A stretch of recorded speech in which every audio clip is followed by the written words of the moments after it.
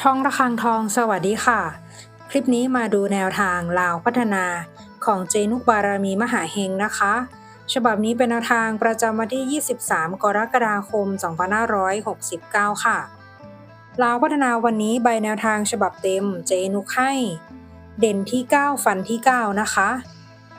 94 93 95 ชุด 3 ตัว 6 8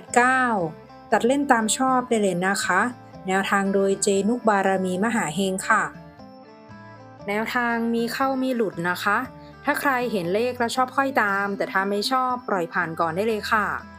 ฝากกดไลค์กดแชร์กดติดตามพร้อมกดกระดิ่งแจ้งเตือน